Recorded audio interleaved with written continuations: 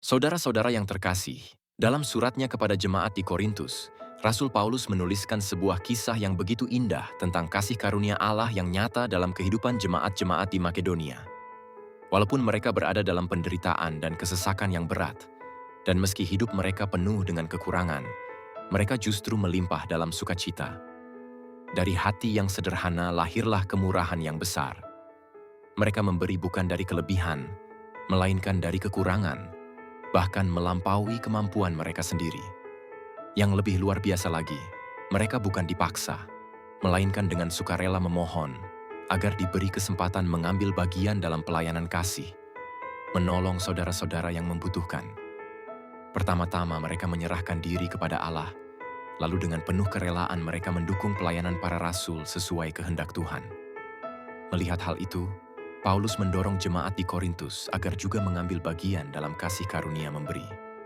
Sama seperti mereka kaya dalam iman, dalam perkataan, dalam pengetahuan, dalam kesungguhan, dan dalam kasih, demikian juga mereka diajak untuk kaya dalam kemurahan hati. Paulus menegaskan, ini bukanlah sebuah perintah yang memberatkan, melainkan sebuah ujian kasih yang sejati.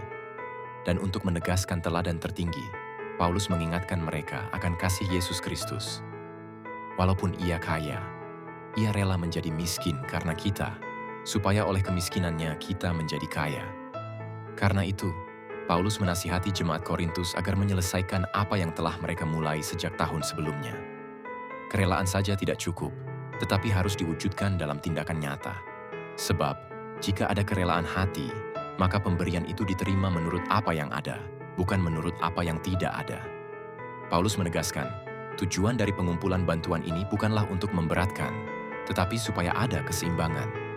Saat mereka berkelebihan, mereka dapat menolong yang kekurangan. Dan kelak, saat mereka sendiri membutuhkan, mereka pun akan ditolong.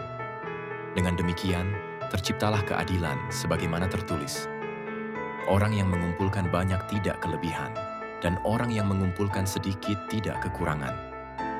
Saudara-saudara, inilah pesan yang begitu dalam. Memberi bukanlah sekadar kewajiban, melainkan kesempatan untuk mengalami kasih karunia Allah. Memberi bukanlah kehilangan, melainkan berbagi kehidupan.